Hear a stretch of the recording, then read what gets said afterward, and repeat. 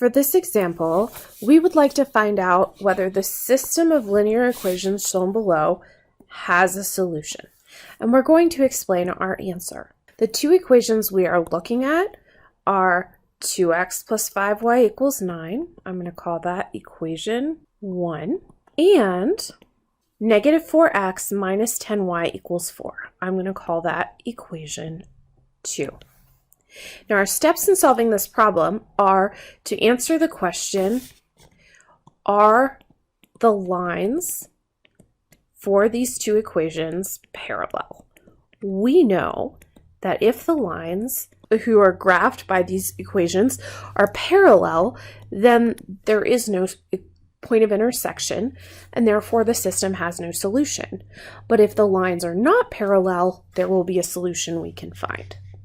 So the way we are seeking out whether or not the lines are parallel is we need to check slopes. And that's why our first step is going to be to convert equation 1 into y equals mx plus b form, slope-intercept form. So in order to do that, I need to isolate y. So let's look at equation 1 here. And I'm going to write the equation. I'm going to solve the equation for y. So I'm going to highlight y here. That is what I would like to isolate and have by itself on one side of the equation. So in order to do that, the first thing I need to do, I need to get rid of any terms I see that aren't y terms, that are on the same side of the equation as y. So I notice, oh, I have a 2x term. Okay, how can I remove the 2x term from the left-hand side of the equation? I need to use some operation that I do to both sides. Because of the fact that I see addition, that tells me that the inverse operation I need here is to subtract. So I'm going to subtract 2x from both sides. Anything I do to the left-hand side, I have to do to the right-hand side. Now, just like we talked about when we were solving for slope-intercept form before, remember we have 2x minus 2x on the left, so now we have a 5y equals, and in order to just make it a little easier to see the slope, I made the suggestion that we write the x term next. So I'm going to write the negative 2x term here, and then put in that constant term, whatever it is. And that'll make it easier for me as I'm moving forward to see the slope. Next step, I look back at my y term and I notice y is not there by itself, but it's multiplied by a constant. So since y is multiplied by 5, I know, oh, if I divide both sides of the equation by 5, I have to divide the entire right-hand side by 5 as well. Now I'll have 5y divided by 5 on the left, and that leaves me with just y. I know that when I divide a sum by 5, I can divide each piece by 5 separately. So I'm going to write 2/5 x plus 9/5 on the right-hand side.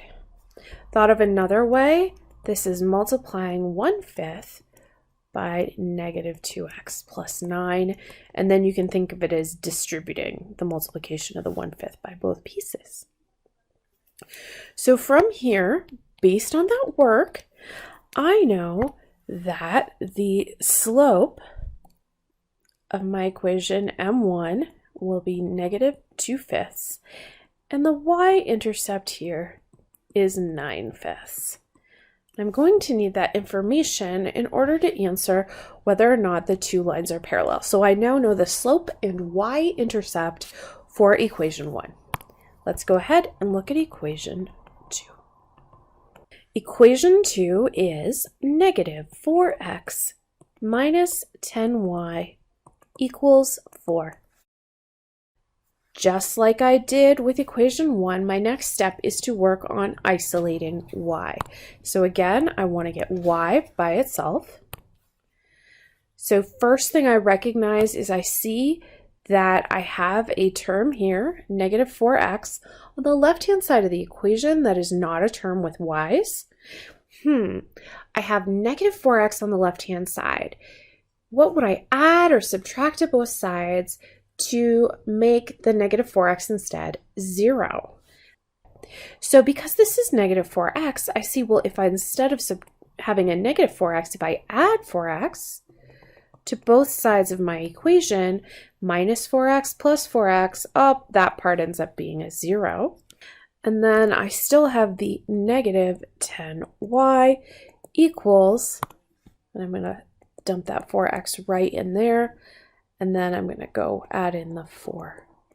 And I'm choosing to write the 4x first just so it reminds me of the order that we use in slope-intercept form.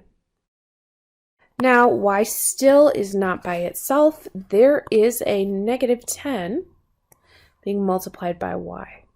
So I need to divide both sides of this equation by negative 10, as that is the inverse operation. And if I divide both sides by negative 10, then I'll have just y on the left. I'll be isolated in that y equals mx plus b form. Let's divide both sides by negative 10. What do I get? On the left-hand side, I have negative 10y over negative 10, or just y. And on the right-hand side, I have 4x divided by negative 10 plus 4 divided by negative 10. I need to simplify this if I'm going to really know whether or not my slopes are the same or not. So y equals, I notice that 4 and negative 10 both have a common factor of 2. So I'm going to rewrite this as 2 times 2x divided by 2 times negative 5. And then similarly, I have the 4/10 in the other part, so I'm going to write that the same way. 2 times 2 over 2 times negative 5. And I'm doing this to help me with canceling the common factor in the numerator and denominator of each of those fractions. Notice, what does that leave me with? Y equals negative 2/5 x minus 2/5. And from that, I can identify the slope, which is the coefficient on the x term, y equals mx plus b. So m2 is negative 2/5. And my b here is negative 2/5 as well. Remember that when I write minus 2/5 here, I'm really adding a negative 2/5. And so that allows us to see that's why the intercept is negative 2/5. So I know what the slope and intercept is for both of my equations. Now that I've done that, I'm going to compare the slopes. So equation 1 had a slope of negative 2/5, whereas equation 2 had a slope of negative 2/5 as well. However, these two equations had different y-intercepts. Because their slopes are the same, but their y-intercepts are different, that tells me these two equations are generating different lines.